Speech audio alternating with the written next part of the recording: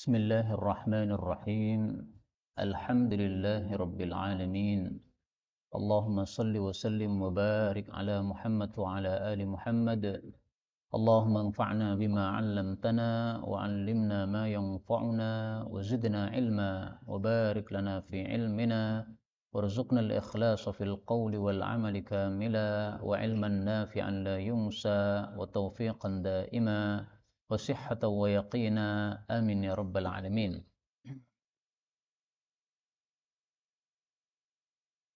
Alhamdulillah kaum muslimin rahimani wa rahimakumullah.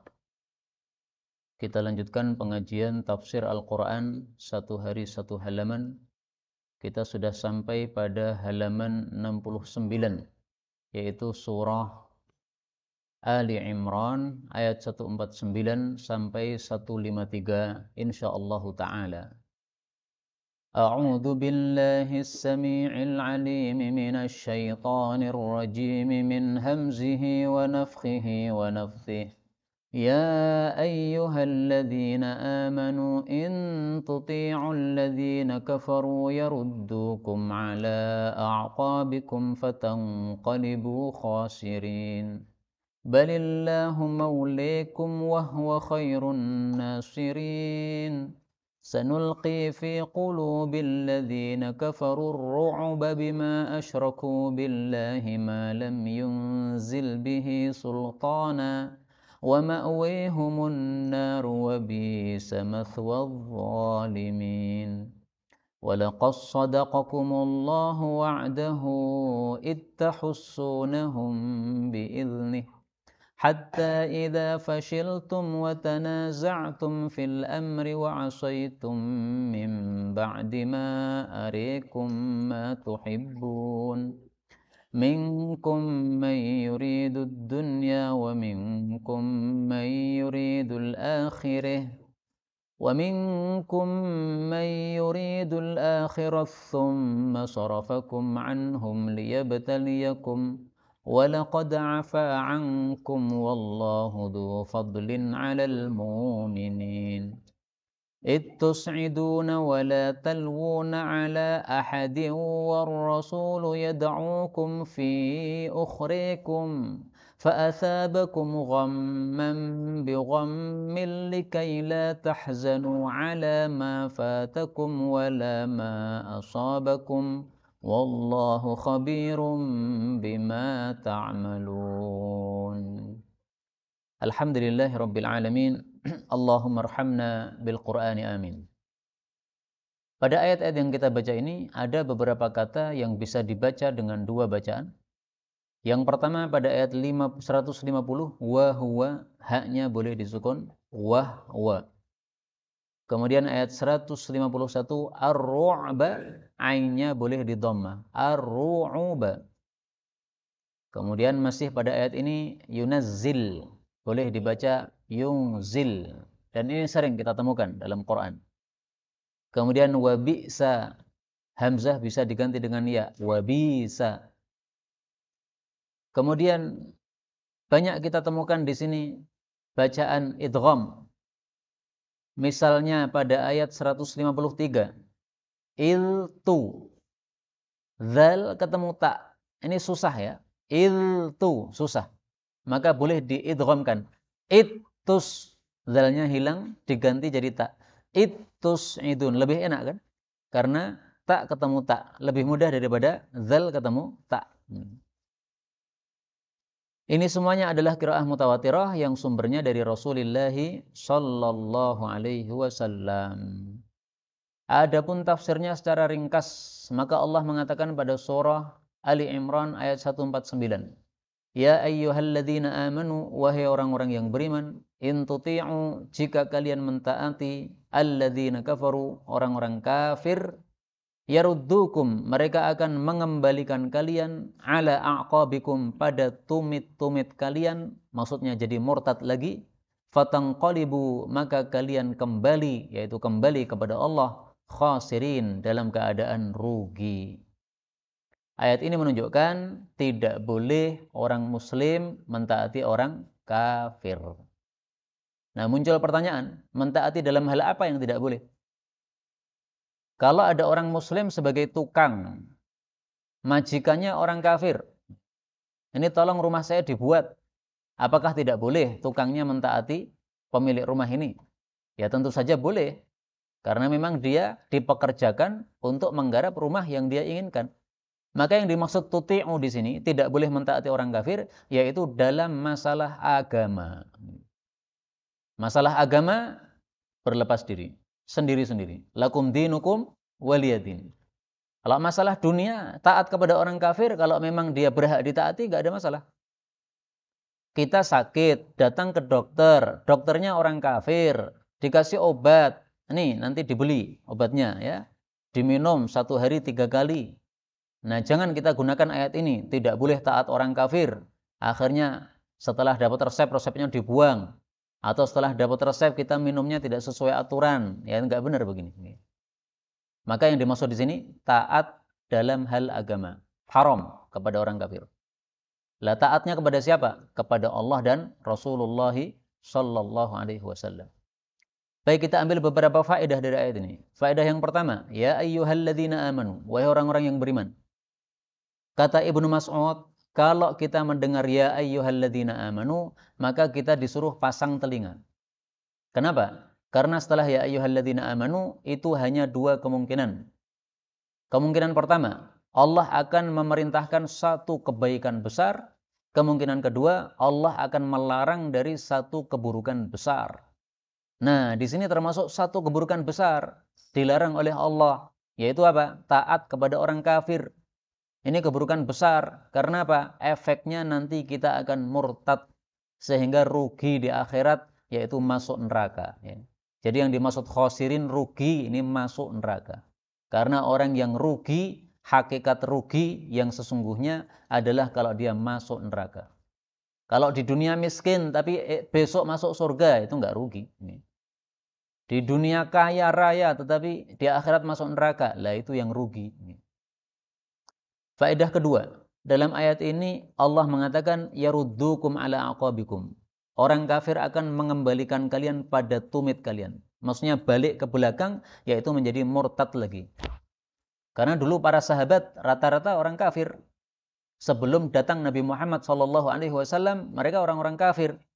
Begitu Nabi dakwah, mereka masuk Islam. Nah, ahli kitab, demikian juga orang-orang munafik, semuanya menghendaki supaya para sahabat itu balik murtad lagi.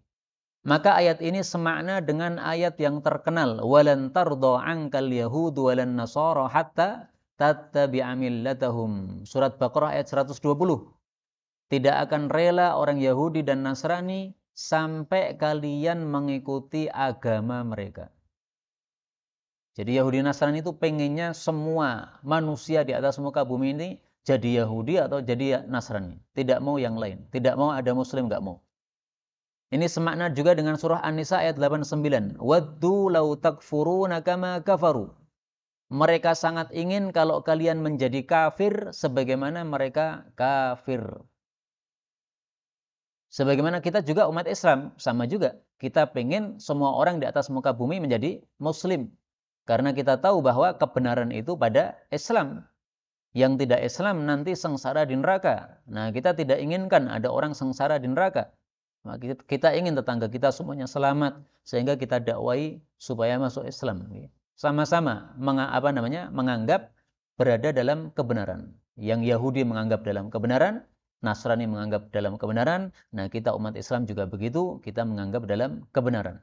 Karena itu kalau kita sudah menganggap kita dalam kebenaran, ya jangan mentaati orang-orang yang sesat. Maka kita akan murtad sehingga menjadi rugi karena dimasukkan ke dalam neraka oleh Allah Subhanahu wa taala. Ayat 150 Allah mengatakan bal bahkan Allah itu maulakum, pengurus kalian. Wahwa dan dia Allah itu khairu, sebaik-baik an-nasirin, penolong. Artinya apa? Taatlah kepada Allah karena Allah itu pengurus kita. Yang namanya pengurus itu kan memperhatikan orang yang diurusi. Pengen supaya yang diurusi ini selamat. Bapak misalnya, dia pengurus bagi anak-anaknya. Tidak mungkin dia telantarkan anak-anaknya. Anaknya perempuan dilamar oleh laki-laki. Bapaknya pasti menyelidiki. Laki-laki ini siapa? Kalau laki-laki ini orang jelek, tidak akan dilepaskan anaknya. Kenapa? Dia maula. Dia adalah pengurus bagi anaknya. Nah, Allah itu begitu. Allah adalah maula kita, pengurus kita. Maka tidak mungkin Allah menelantarkan kita. Karena itu maksud ayat ini adalah taatlah kepada Allah. Karena Allah itu pengurusmu, sehingga tidak mungkin menelantarkan kamu. Dan ayat 149 dengan ayat 150 ini sebenarnya masih berkaitan dengan kasus perang. Ayat-ayat sebelumnya kan kita bicara kasus perang, kan? Pada perang Uhud, nah itu ada usulan dari orang-orang munafik. Kita nggak usah keluar aja lah. Karena kalau kita keluar nanti kita akan kalah. Perang Uhud maupun perang Badar. Orang-orang munafik mereka tidak mau keluar perang. Karena mereka menganggap kalau keluar perang nanti akan banyak yang terbunuh.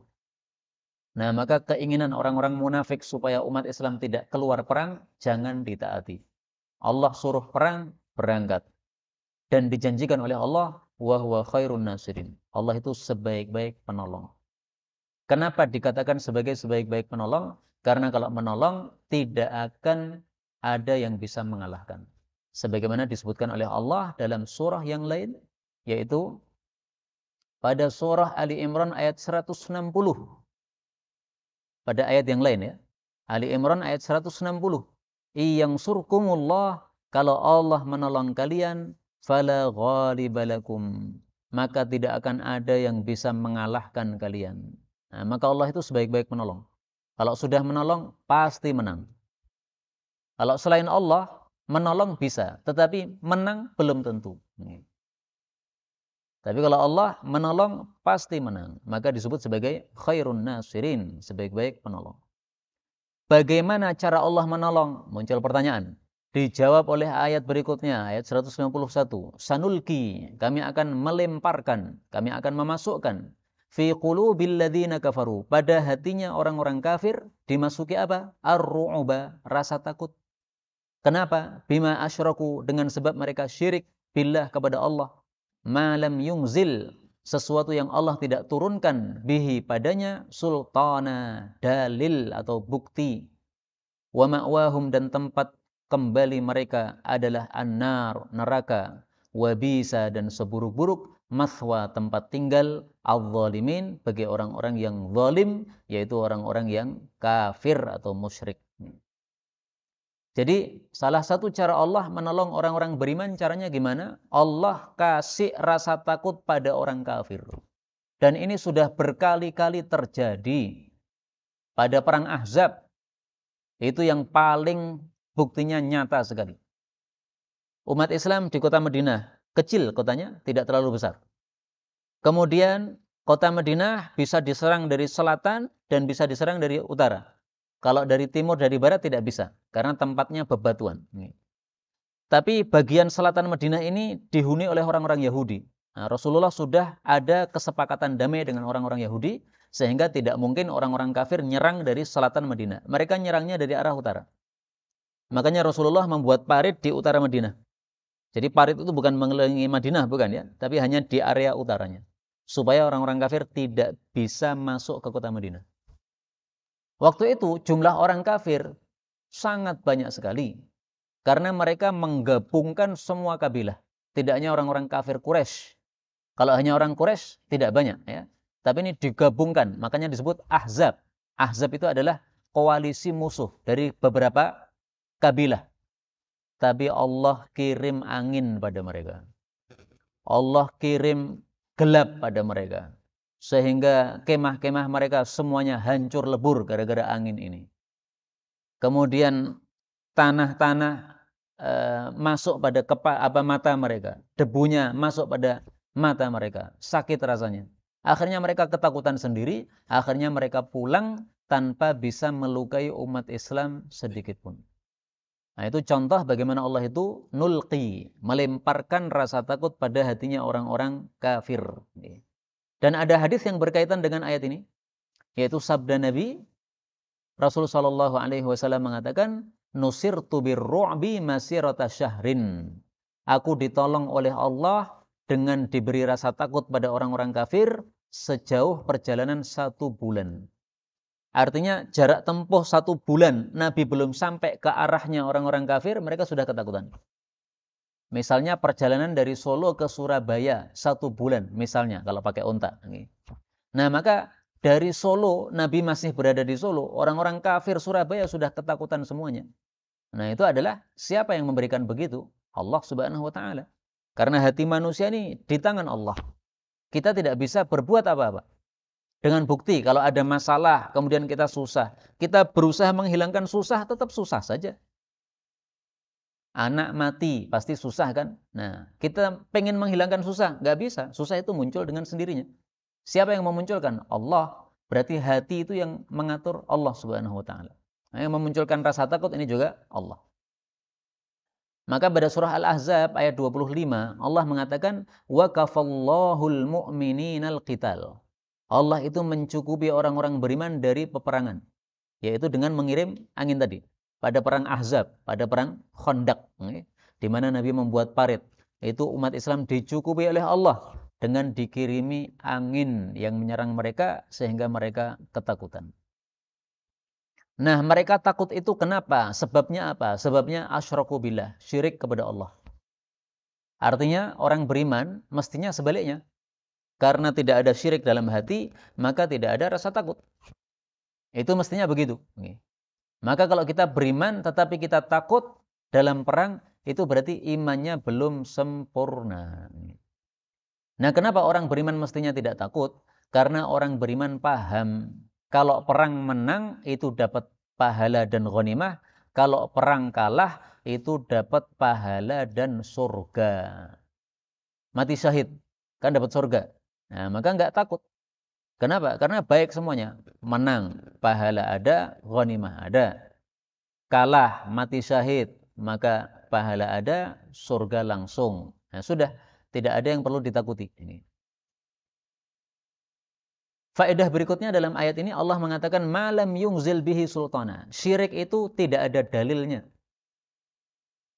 Jadi orang-orang yang melakukan syirik tidak punya dalil sama sekali.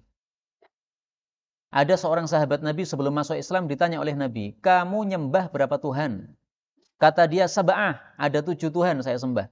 Sittah fil ardi, yang 6 saya sembah di bumi. Wahid fis sama, satunya yang di langit. Maka Nabi berusaha menyuruh dia berpikir, menggunakan akal sehatnya. Ditanya, kalau kamu lagi susah, kalau kamu lagi ada masalah, kamu kembali kemana? Dari Tuhan 7 ini kamu pakai yang mana? Maka dia mengatakan yang di langit. Nah, maka beliau katakan fa'alghir sittah. Kalau begitu yang 6 itu kamu buang saja. Orang Tuhan kok enggak ada fungsinya begitu. Nah, maka akhirnya orang itu masuk Islam. Namanya sahabat Nabi Husain. Maka ada sahabat Nabi Imran bin Husain, itu anaknya Husain yang ditanya Nabi berapa Tuhannya itu. Nah, menyembah Tuhan jumlahnya 7. Dalilnya apa? Enggak ada. Malam yungzil bihi sultana. Enggak ada dalilnya. Meyakini keris ini memiliki suatu kekuatan hebat. Kalau saya bawa keris tidak akan tabrakan. Kalau tidak bawa keris nanti khawatir tabrakan di jalan. Nah, berarti keris berfungsi penyelamat. Apa ada dalilnya ngomong kayak begitu? Enggak ada dalilnya. Syirik kepada selain Allah Subhanahu wa Ta'ala. Nah, orang yang syirik itu diancam oleh Allah ma'wahumun nar, kembalinya ke neraka. Maksudnya kekal di neraka. Karena orang yang mati dalam kondisi syirik, maka tidak ada kesempatan diampuni oleh Allah. Selain syirik masih bisa diampuni. Orang mati dalam keadaan minum minuman keras, akhirnya kebanyakan minum mati. Nah, belum tobat, karena matinya mati dalam keadaan mabuk. Masih ada kesempatan diampuni, masih ada. Meskipun belum tentu diampuni, namanya hanya kemungkinan diampuni, kemungkinan tidak. Ya. Istilahnya tahtal masyiah, terserah kehendak Allah. Mau diampuni terserah Allah, tidak diampuni juga terserah Allah. Nah, kalau sudah masuk neraka, bisa mathwal zalimin. Seburuk-buruk tempat tinggal bagi orang yang zalim.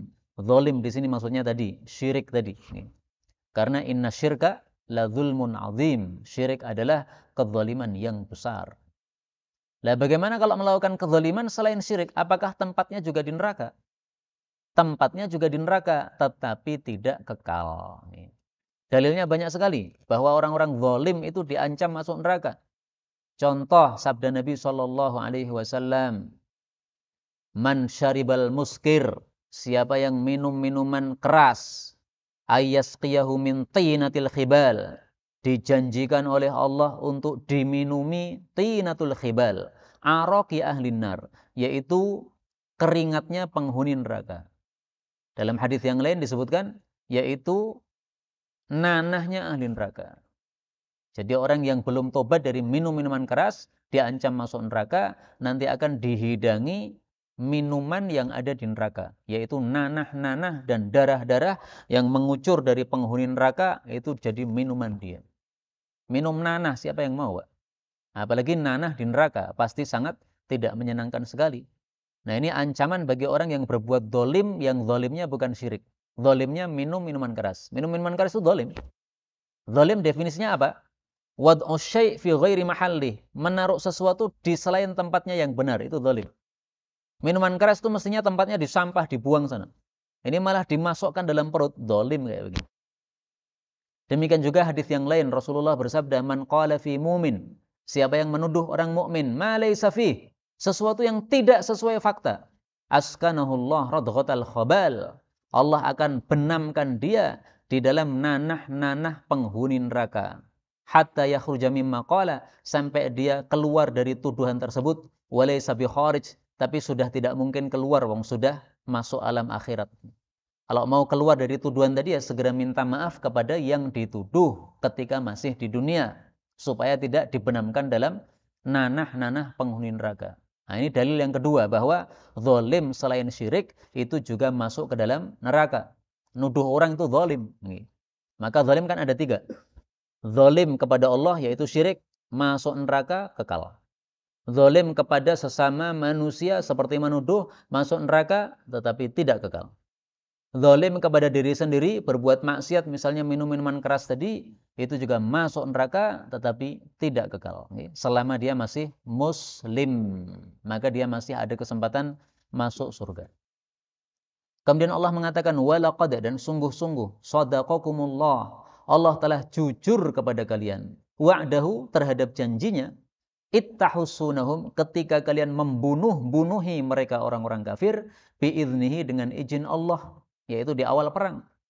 Hatta, sehingga idza fashiltum, ketika kalian sudah takut, wa tanaza'tum, dan kalian berselisih, fil amri, dalam masalah itu, wa asaitum, dan kalian durhaka kepada Rasul sallallahu alaihi wasallam, mim ba'dima, setelah arakum, Allah perlihatkan kepada kalian, ma tuhibbun, apa yang kalian cintai. Minkum, di antara kalian, may yuridud dunya, ada orang yang menghendaki dunia, yaitu ghanimah. Wa minkum, dan di antara kalian, may yuridul akhirah, ada orang yang menghendaki akhirat, yaitu pahala. Maka akibatnya apa? Akibatnya thumma sarafakum, kemudian Allah palingkan kalian, anhum, dari musuh-musuh kalian, liyabtaliyakum, supaya Allah menguji kalian.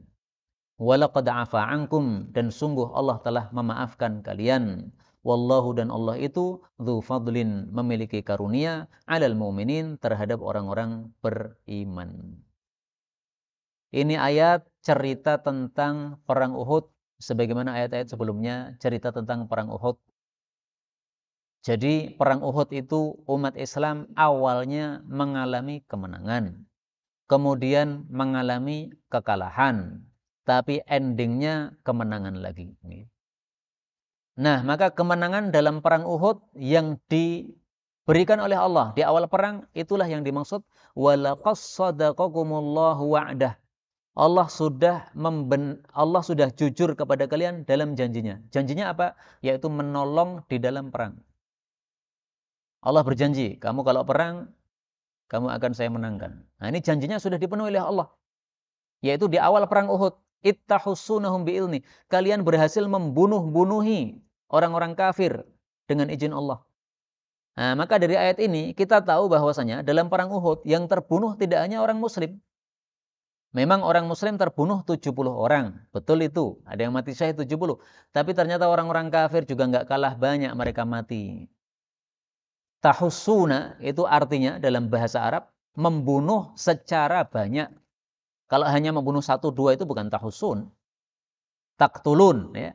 Nah, di sini Allah menggunakan kata-kata tahussun. Allah, kalian bunuhi mereka dengan pembunuhan yang cepat atau pembunuhan yang banyak. Nah, sehingga dari ayat ini kita tahu bahwa dalam perang Uhud sebenarnya tidak bisa dikatakan umat Islam kalah mutlak, itu enggak. Awalnya menang, tapi kemudian gara-gara maksiat kepada Nabi kalah. Tapi akhirnya kemudian orang-orang kafir pulang, itu sudah dianggap satu kemenangan. Nah, pertanyaan di sini, kenapa umat Islam setelah menang dalam perang Uhud kok akhirnya kalah? Allah katakan, tanaza'tum fil amri. Kalian berselisih dalam urusan. Yaitu urusan apa? Nabi memberikan pesan kepada Abdullah bin Jubair dan 50 pasukan panah yang ada di gunung. Pesannya Nabi apa? Kalian tetap harus berada di atas gunung. Jangan turun. Kondisi apapun.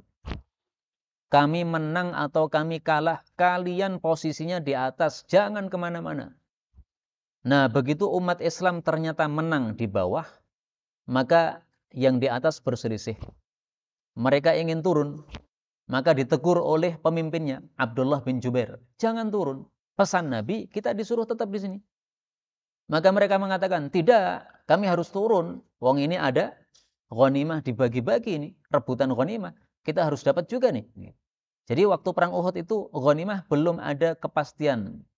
Setelah itu kan ada kepastian, 1/5 untuk Nabi, kemudian sisanya yaitu 4/5-nya untuk pasukan perang. Nah, waktu perang Uhud ini belum ada ketentuan seperti itu, sehingga para sahabat mengetahui ghanimah itu ya rebutan. Nah, yang di atas pengen rebutan juga turun ke bawah. Itulah yang dimaksud asaitum, kalian durhaka, yaitu durhaka kepada Nabi. Disuruh tidak turun malah turun, itu yang menyebabkan kekalahan. Kok bisa turun mereka menyebabkan kalah? Waktu itu Khalid bin Walid sebagai panglima perang orang kafir, masih belum masuk Islam waktu itu, dia melihat gunung atas kok kosong. Wah, ini kesempatan menyerang. Maka Khalid bin Walid mengajak pasukannya dari belakang gunung, menyerbu. Dari balik gunung menyerbu. Nah, begitu dari balik gunung dia menyerbu, yang tersisa di atas kalah karena tinggal sedikit.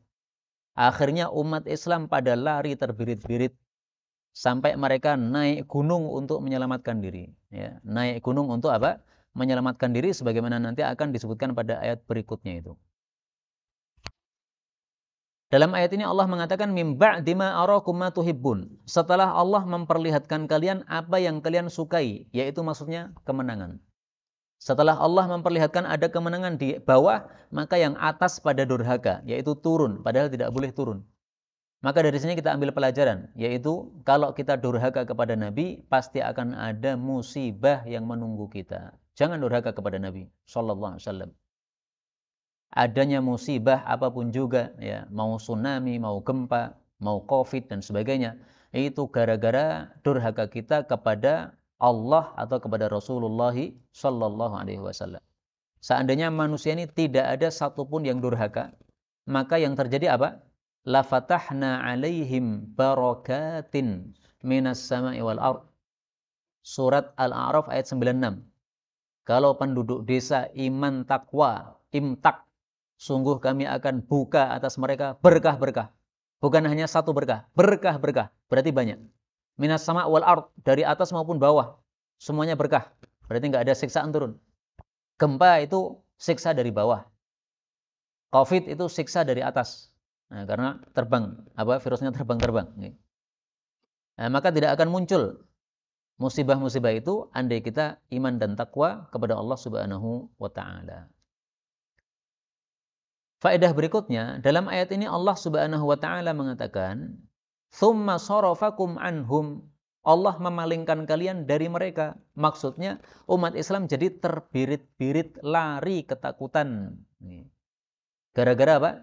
Gara-gara mereka diserang mendadak dari arah belakang. Mereka lagi rame-rame rebutan ghanimah, tiba-tiba dari belakang turun pasukannya Khalid bin Walid, menyerang. Nah, mereka kaget bukan main, jadi lari, menjauh. Akhirnya saling membunuh antar umat Islam.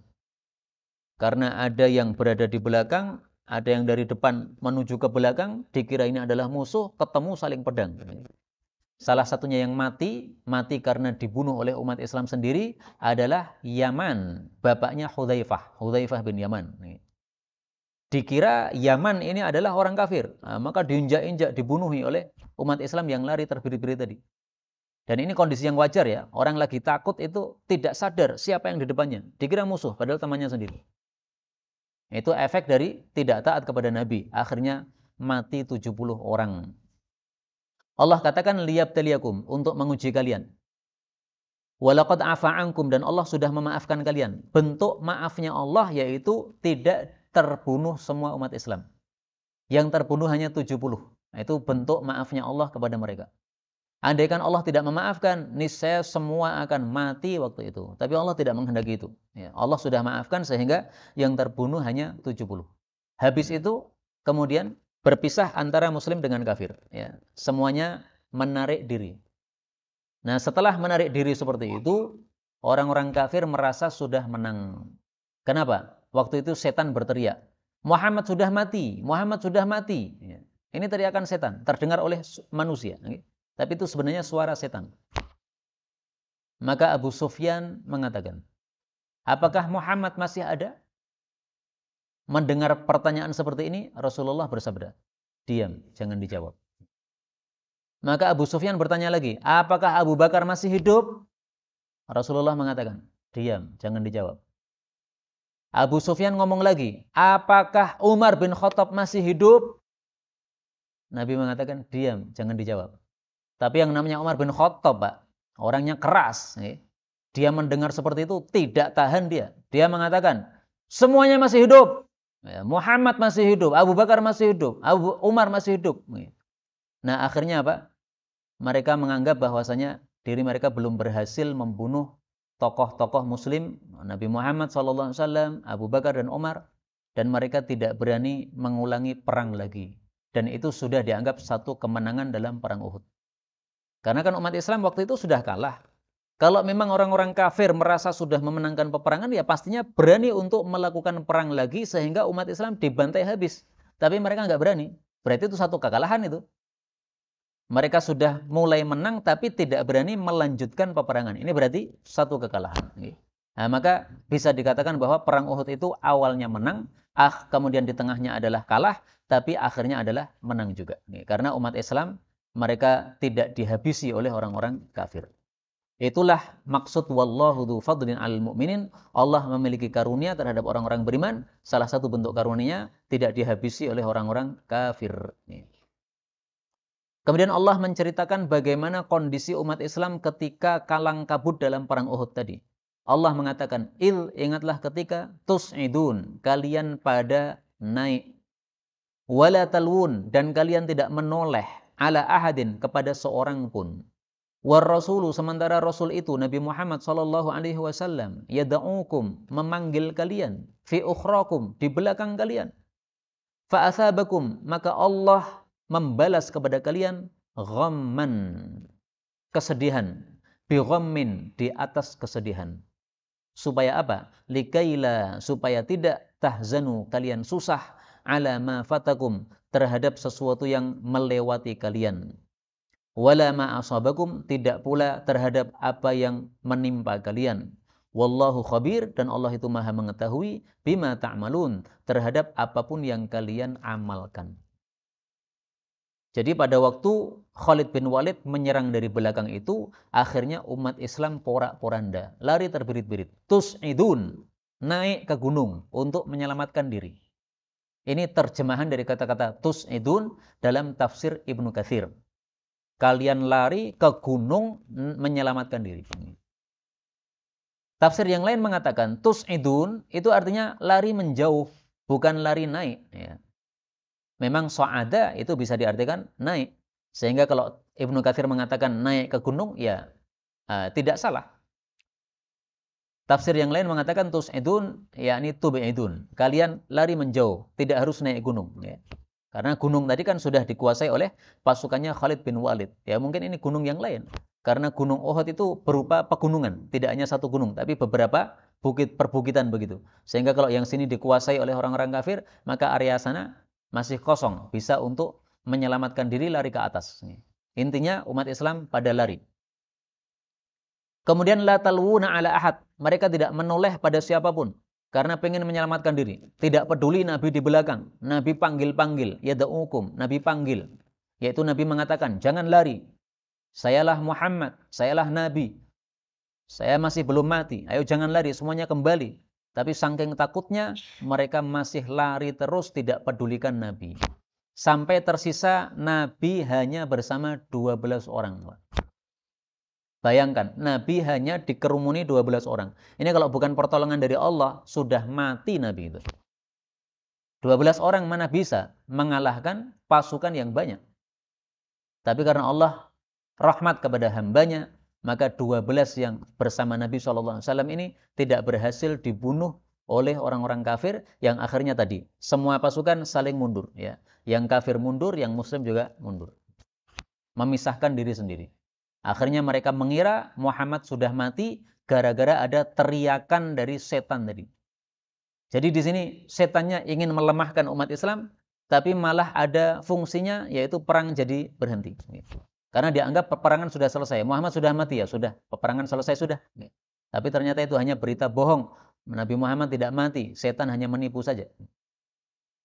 Dan dari sini kita ambil pelajaran juga bahwasanya setan itu sebagaimana malaikat membantu umat Islam dalam perang, maka setan juga hadir dalam perang. Manas-manasi dan sebagainya. Membuat berita bohong dan sebagainya. Karena itu hati-hati dalam kondisi perang ini tidak semua berita bisa dipercaya. Berita betul dari panglima, nah kita percaya. Tapi kalau hanya isu, maka berhati-hati. Jangan seperti dalam kasus ini, sebagian umat Islam jadi kendor gara-gara mendengar berita wafatnya Rasulullah Shallallahu Alaihi Wasallam. Dan itulah yang dimaksud fa'atsabakum ghamman bi ghammin. Allah balas kalian kesedihan di atas kesedihan. Jadi kesedihannya dua kali. Kesedihan pertama karena kalah dalam perang. Kesedihan kedua berita kewafatan Nabi Shallallahu Alaihi Wasallam.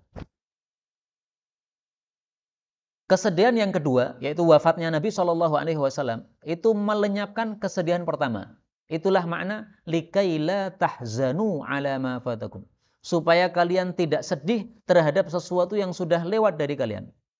Yaitu asalnya menang, tapi kemudian kalah. Mereka susah kan? Tapi begitu ada informasi Nabi wafat, maka kesedihan pertama jadi hilang. Kalah dengan kesedihan yang kedua. Dan ini manusiawi seperti ini, biasa. Saya kasih gambaran supaya lebih gampang memahami. Contoh misalnya ada seseorang diberitahu, rumahmu terbakar. Nah, pasti lemas sudah. Ya Allah, rumah saya terbakar. Ludes sudah harta saya. Ada mobil, ada macam-macam di situ terbakar semua. Nah, kemudian informasi kedua mengatakan, anak istrimu semuanya habis kebakar. Tambah lemas pasti. Berita kedua lebih ngeri daripada berita pertama. Berita pertama, bakaran rumah. Berita kedua, semua anak istri kebakar. Tapi setelah itu ternyata ada berita ralat. Ralat, anak istrimu ternyata sudah berhasil diselamatkan. Tidak ada yang mati sama sekali, semuanya berada di rumah tetangga. Sudah selamat. Nah, mendengar informasi begini nih, kita jadi tidak sedih. Mungkin kita akan sujud syukur. Ya, alhamdulillah. Sudah lupa bahwa rumahnya kebakar. Kenapa? Karena kesedihan yang kedua, yang ternyata salah informasi, melenyapkan kesedihan yang pertama. Itu makna likaila tahzanu. Dikasih musibah di atas musibah supaya tidak susah. Loh kok bisa? Mestinya kan musibah di atas musibah nambah susah. Tapi di sini supaya tidak susah. Ya gambarnya kayak tadi itu. Okay? Karena informasi yang kedua lebih ngeri, tapi ternyata tidak benar informasinya. Wallahu khabirum bima ta'malun. Allah mengetahui apapun yang kalian amalkan. Jadi Allah mengetahui apa yang menyebabkan umat Islam kalah ini Allah tahu. Yaitu mereka durhaka terhadap perintah Nabi SAW. Karena itu sebagai pelajaran ini untuk umat Islam, jangan sampai kita melakukan hal yang serupa dalam kekalahan perang Uhud, yaitu sebabnya karena durhaka kepada Rasulullah SAW. Maka ayat ini secara tidak langsung menunjukkan pentingnya taat kepada Rasul SAW. Sebagaimana juga disebutkan pada surah An-Nur ayat 54. Wa in tuti'uhu, kalau kalian taat kepada Nabi, tahtadu, kalian pasti mendapatkan petunjuk. Sebaliknya, kalau tidak taat, yaitu durhaka, pasti akan mendapatkan kesesatan dan akan diberi musibah oleh Allah Subhanahu wa taala. Kemudian sebagai penutup, kita ambil satu faedah dari ayat sebelumnya, yaitu pada kalimat wallahu dzu fadlin 'alal mu'minin. Allah memiliki karunia terhadap orang-orang beriman. Faedah yang dapat kita ambil dari sini adalah mari kita minta fadilah kepada Allah Subhanahu wa taala. Karena Allah memiliki fadilah terhadap orang-orang beriman. Berarti kita minta saja. Dalam hadis yang sahih, Rasul sallallahu alaihi wasallam bersabda, "Salullaha min fadlihi." Mintalah kepada Allah dari karunia-Nya. Idza sami'tum aswatad diyakah, kalau kalian mendengar suara ayam berkokok, fasalullah, mintalah kepada Allah min fadlih, dari karunia-Nya. Fa innaha ra'at malaka, karena ayam-ayam ini sedang melihat malaikat. Wa idza sami'tum nahiqal hamir, kalau kalian mendengar ringkikan keledai. Dalam hadis yang lain, anjing menggonggong atau melolong. Fata'awwadhu billah, maka berlindunglah kepada Allah minasyaitan, dari setan. Fa innaha ra'at syaitana, karena dia sedang melihat setan. Hadis muttafaqun alaih. Ya, jadi kita disuruh oleh Nabi untuk minta fadilah, minta karunia dari Allah. Karena Allah itu maha memberi karunia kepada orang-orang beriman. Nah, maka kita minta karunia tersebut dari Allah. Bagaimana mintanya? As'alullah min fadlih. Aku minta kepada Allah dari karunia-Nya. Karunia apa yang dikasihkan oleh Allah kepada kita? Terserah Allah. Pokoknya kita minta saja. Dan termasuk sunnah Nabi yang sudah terlupakan. Kalau kita sholat, Allahu Akbar, takbiratul ihram. Nah, salah satu doa iftitah itu adalah minta karunia. Prakteknya ya, Allahu Akbar, as'alullah min fadlih. Aku minta karunia Allah. Nah, habis itu baru membaca surat Al-Fatihah. A'udzubillahi minasyaitonirrajim. Bismillahirrahmanirrahim. Ini jarang sekali diamalkan orang. Doa iftitah memang banyak.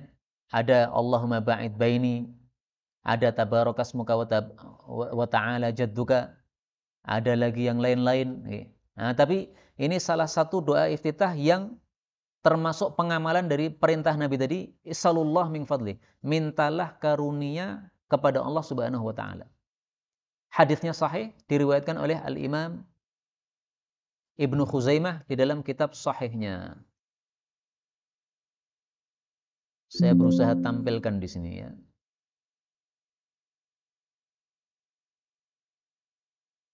Wa kana yaqif, adalah Nabi berhenti qabla al-qiraah, sebelum membaca surat hunayatan, sebentar. Yas'alullah min fadlih, minta karunia kepada Allah Subhanahu wa taala. Jadi setelah Allahu Akbar tidak langsung baca surat, tapi berhenti sejenak. Untuk apa?